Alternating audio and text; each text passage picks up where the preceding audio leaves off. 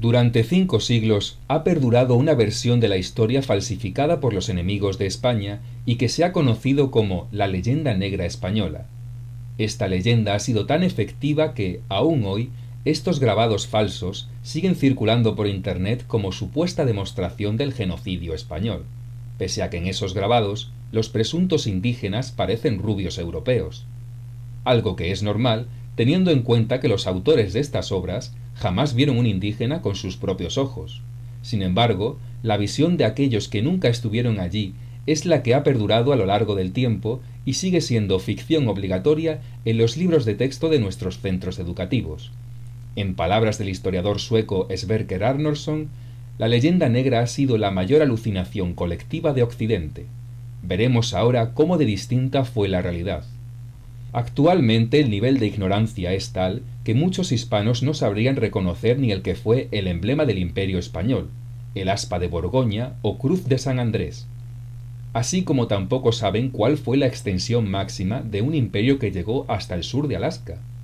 Al igual que tampoco son conocidos en España los nombres de los virreinatos. Incluso se han olvidado hitos como que fue la ciudad de León la que dio origen al parlamentarismo europeo, hito certificado por la UNESCO.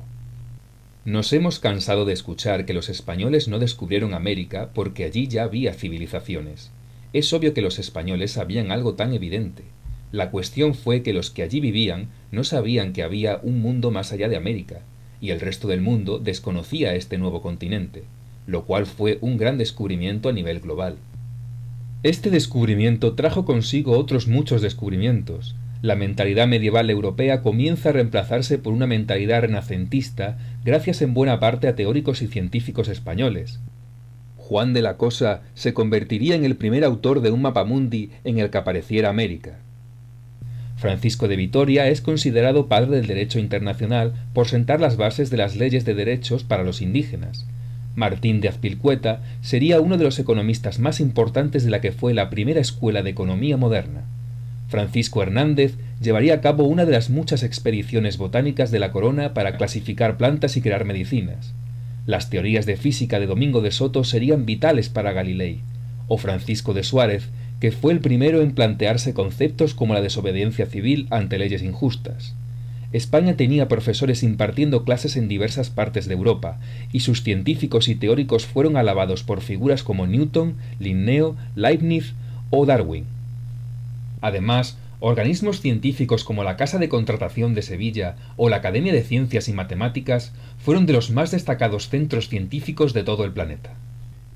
España fue la primera potencia mundial en técnicas de navegación, que se convirtieron incluso en secreto de Estado.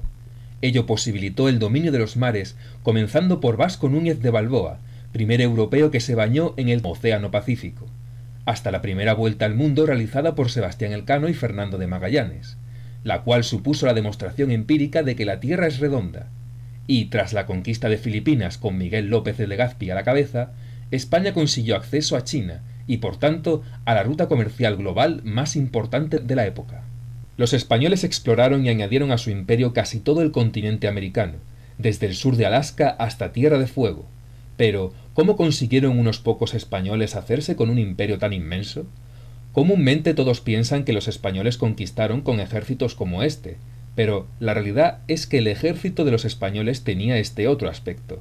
Tlaxcaltecas, otomíes, totonacas, chinantecos, pimas, mayos, huancas, cañaris, chachapoyas o guaraníes fueron algunos de los muchos pueblos indígenas que realmente conquistaron América para el Imperio Español.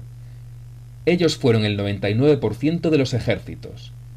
Los tlaxcaltecas llegaron a aportar más de 100.000 soldados, y en el caso de Pedro de Valdivia, dirigió la conquista de Chile contando con un ejército de 1.000 indígenas y tan solo 11 españoles, de lo que se deduce que para los españoles fue más vital la política de pactos con los nativos que las espadas.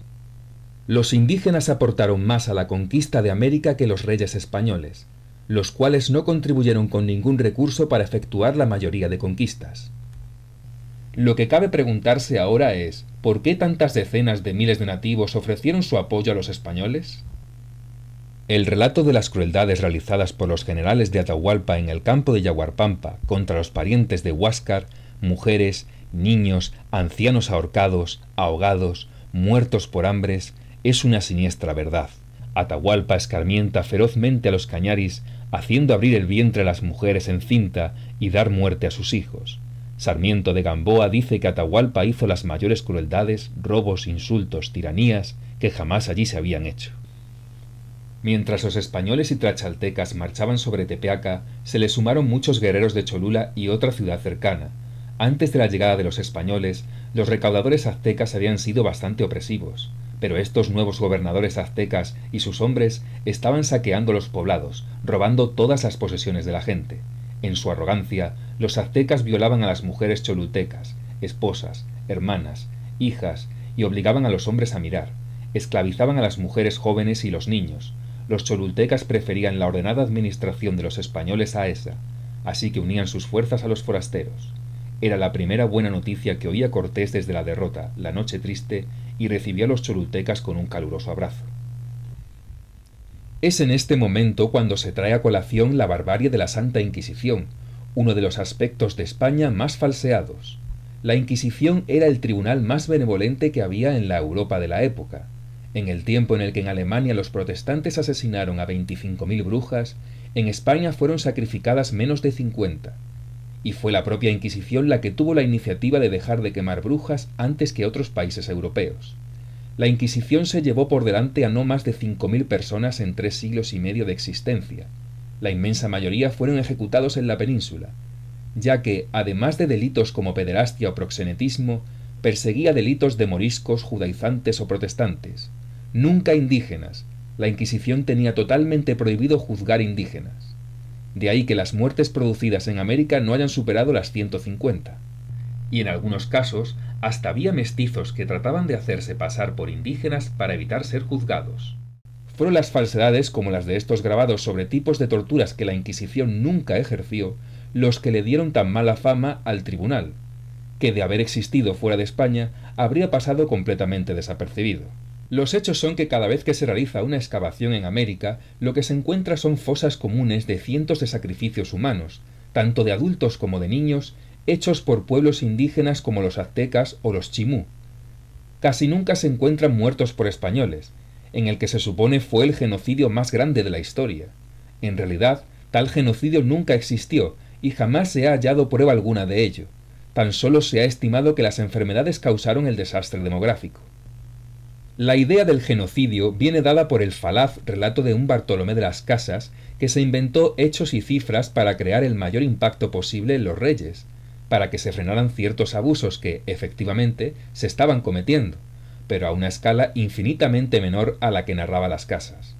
Su relato se hizo famoso únicamente por la traducción de Guillermo de Orange, que en aquel momento luchaba contra España por la independencia de los Países Bajos, utilizando para ello propaganda antiespañola. Guillermo de Orange, junto a Lutero y los protestantes, la Ilustración francesa y, por supuesto, el Imperio británico, fueron los principales promotores de esta leyenda negra aún vigente en el imaginario popular. La realidad es que, en palabras del historiador Louis Hank, ninguna otra nación colonial se esforzó con tanta constancia o vehemencia para determinar el trato justo que debía darse a los pueblos aborígenes bajo su jurisdicción. Mando a vos, el dicho nuestro gobernador, que fagáis pagar a cada uno el día que trabajare el jornal e mantenimiento, lo cual hagan e cumplan como personas libres, como lo son, e non como siervos, e non consientan que los indios reciban agravio alguno en sus personas e bienes, mas mando que sean bien e justamente tratados. En 1512, el rey Fernando el Católico impulsa la Junta de Burgos como respuesta al sermón de Antonio de Montesinos, en favor de los derechos de los indígenas. Fue la única vez en la historia en la que un imperio paralizaba por años una conquista para cuestionarse la moralidad de la misma. El resultado de este debate, cuya conclusión fue que las personas tienen derechos naturales incluso aun siendo paganos, fueron las leyes de Burgos de 1512, uno de los primeros antecedentes del derecho internacional.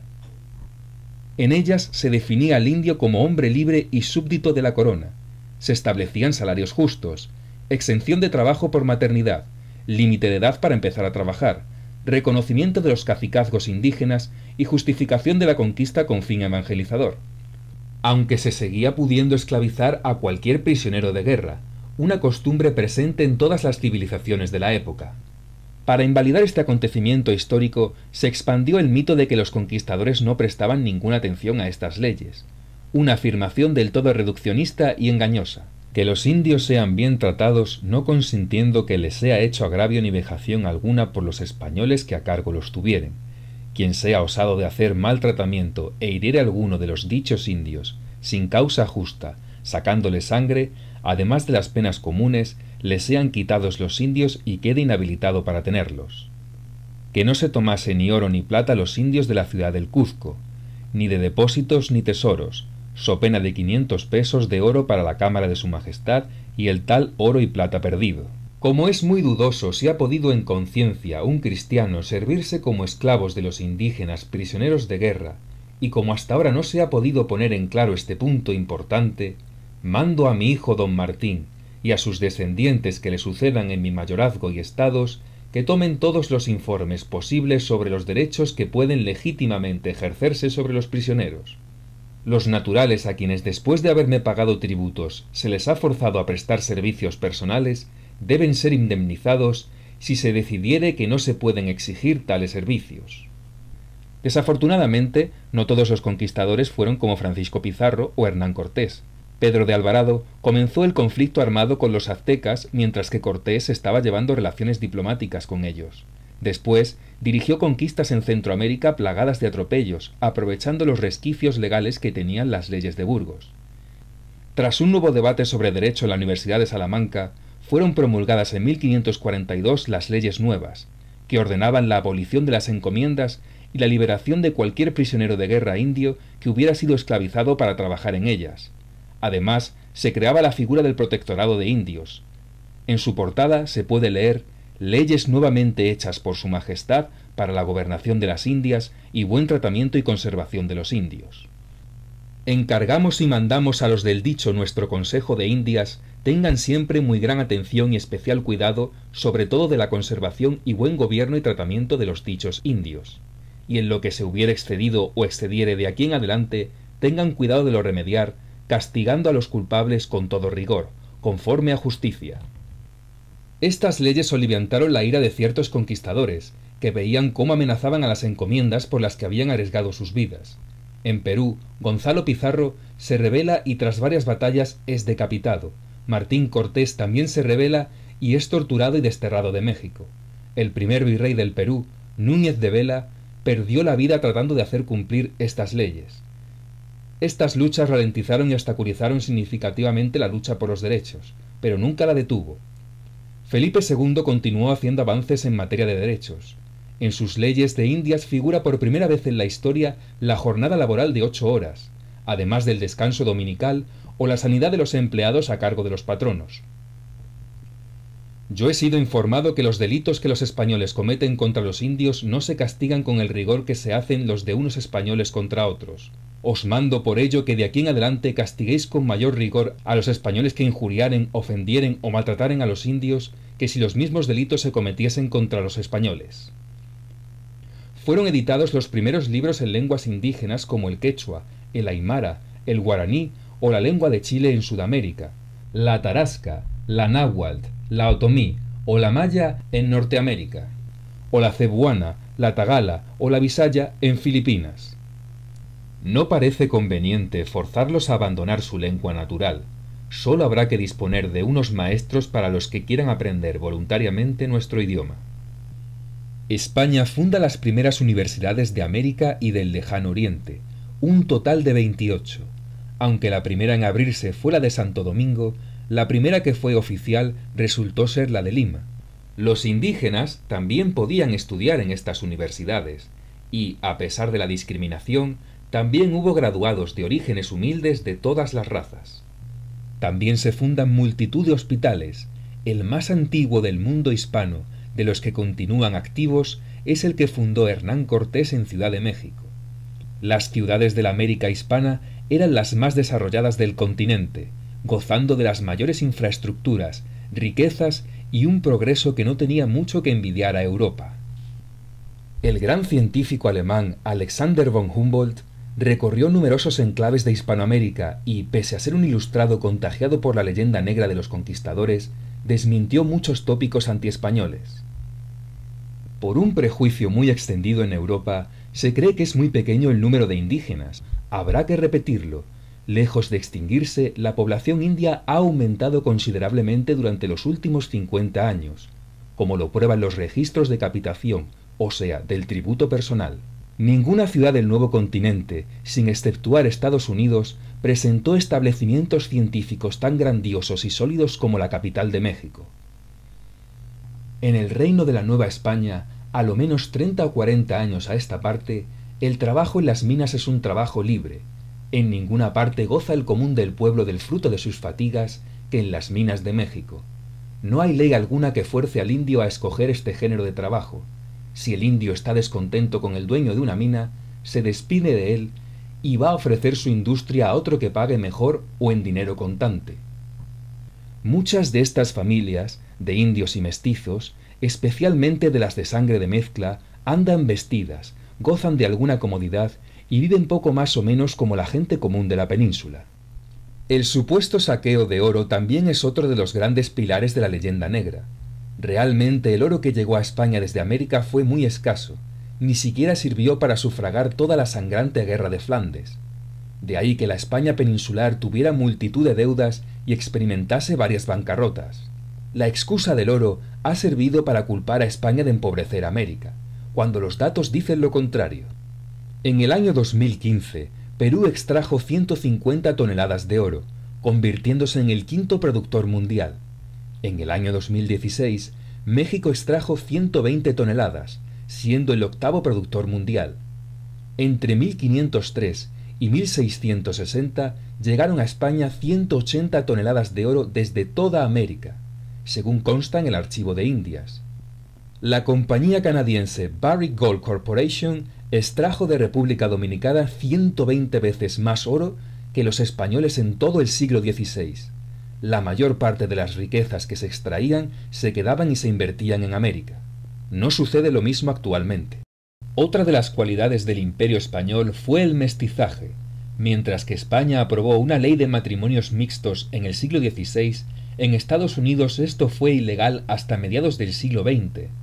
Y es que la mentalidad española del siglo de oro era más parecida a la actual que la que tuvieron Francia, Alemania o Inglaterra durante los siglos XIX o XX, pues su cultura es heredera del supremacismo racial heredado de las ideas de la Ilustración francesa y de la cultura de los territorios protestantes, los cuales no evangelizaban indígenas porque los consideraban indignos de su religión.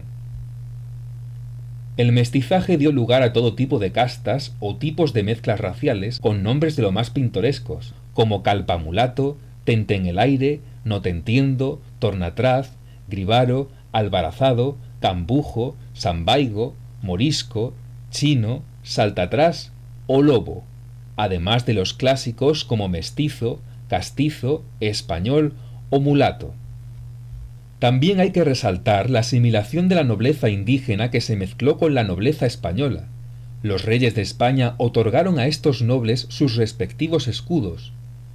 Los mayores focos de esta nobleza se encontraban en México, como los señores de Tlaxcala, o en Perú, donde además existía un consejo de 24 electores incas descendientes directos de los antiguos emperadores del incanato, lo que desmonta el mito de que no ser blanco equivalía a ser pobre y explotado, pues el nivel de vida de esta nobleza indígena era muy superior a la de la inmensa mayoría de españoles peninsulares. En la ciudad de Cuzco se llegó a crear la figura del alférez real de los incas, quien encabezaba la procesión de la festividad de Santiago portando un estandarte real. Y aún hoy perdura en España la nobleza descendiente del emperador azteca, como es el caso del duque Marcilla de Teruel Moctezuma, un hispanista defensor de su legado. En este mural podemos ver cómo se considera a los reyes españoles como una continuación de los emperadores incaicos, tan legítimos unos como otros. Y en una de las entradas del Palacio Real de Madrid se erigen estatuas de Moctezuma y Atahualpa. También existieron caciques mulatos como los de Esmeraldas, en el actual Ecuador.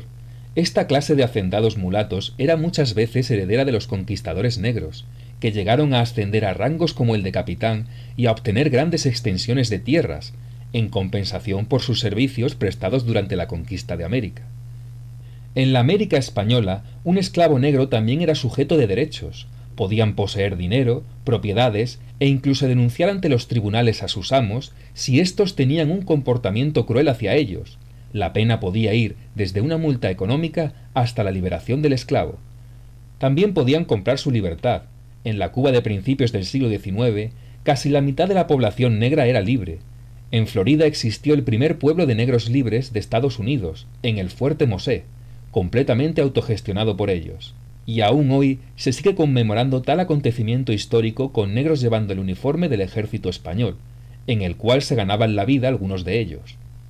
He resuelto, por punto general, que desde ahora en adelante, para siempre, queden libres todos los negros esclavos de ambos sexos que, de las colonias inglesas y holandesas de la América, se refugiasen, ya sea en tiempo de paz o en el de guerra, a mis dominios, para abrazar nuestra santa fe católica, sin permitirse que con pretexto alguno se vuelvan a vender y reducir a la esclavitud. En la época de Carlos III se sucedieron multitud de reformas, unas impopulares, como las subidas de impuestos que produjeron rebeliones, y otras más populares, como la creación del primer mercado común entre territorios hispanos, aunque la coyuntura económica más importante se dio con el mayor auge de la moneda española de 8 reales de plata, la primera moneda global de la historia. Fue usada en 4 continentes, de ahí los numerosos sellos procedentes de lugares como China. Fue la primera divisa de curso legal en Estados Unidos. De hecho, el símbolo del dólar tiene su origen en la simbología española. La industria de los virreinatos también posibilitó grandes obras de ingeniería naval. El astillero de Cuba fue el encargado de fabricar el galeón Santísima Trinidad, la embarcación de mayor tamaño del mundo. Lo apodaban el Escorial de los mares. El dominio del Imperio español sobre los mares fue tal que el Océano Pacífico era conocido en Inglaterra como el Lago Español. A principios del siglo XIX, los navíos españoles resultaron bastante útiles para otro hito de la historia universal, la primera campaña de vacunación internacional de la historia. Carlos IV financió la proposición del médico Francisco de Balmis para que zarparan varios barcos que se encargarían de suministrar la vacuna contra la viruela por toda América, Filipinas y llegando hasta la provincia china de Cantón, entre otros territorios. En el año 1812, diputados llegados de todos los territorios de las Españas se reúnen para dar origen a una de las primeras constituciones, la cual proclamaría que serían españoles todos los originarios de los territorios españoles de ambos hemisferios. El presidente de las Cortes era un peruano llamado Vicente Morales, y entre sus diputados había un descendiente de emperadores incas llamado Dionisio Inca Yupanqui. La Constitución de Cádiz no logró prohibir la esclavitud. Los partidarios de la abolición estaban encabezados por el español peninsular Agustín de Argüelles, cuya postura no pudo imponerse a la de ciertas élites americanas, sobre todo de Cuba, que eran las que verdaderamente estaban interesadas en la esclavitud, pues en la península tal práctica era insignificante. No obstante, España estaba considerando ciudadanos iguales a negros libres, indios y blancos cuando en otros territorios anglosajones o neerlandeses estaban a las puertas del apartheid, que duraría hasta la segunda mitad del siglo XX. Y aquí termina este resumen sobre los hitos y esfuerzos de España por construir y mantener por 3 siglos un imperio global que sería tan significativo como olvidado y calumniado en el tiempo. Una civilización que acogió a personajes de todas las razas, que protagonizó el intercambio cultural de mayor escala que se haya visto, integrando a culturas de 4 continentes. En el siguiente vídeo veremos cómo muchos indígenas, que fueron vitales en la conquista y manutención del Imperio español, defendieron el imperio hasta el final, con la llegada de las independencias, desde los descendientes de Moctezuma hasta incluso una mayoría mapuche. Agustín Agualongo exclamó que si tuviera 20 vidas las inmolaría por el catolicismo y el rey de España, y Antonio Huachaca lamentó la caída de un reino que fue, en sus palabras, tan generoso. Pese a la leyenda negra y a la fractura cultural creada por las independencias, todavía sigue habiendo lugares que dan ejemplo de la hermandad entre pueblos hispanos, que no aceptan la división sino la unidad, la cual celebran ya que es su propia historia. Al igual que los españoles celebran su pasado musulmán como una parte más de su historia, otros países pueden celebrar su pasado en lugar de odiarlo. La bibliografía que se puede consultar al respecto de la historia del Imperio español, sin falsedades leyendanegristas, es bien amplia y hay donde elegir. Si queréis estar informados de más fraudes instaurados en nuestra cultura, suscribíos al canal y dadle a la campanita, para así recibir avisos de nuevos vídeos. Un saludo a todos.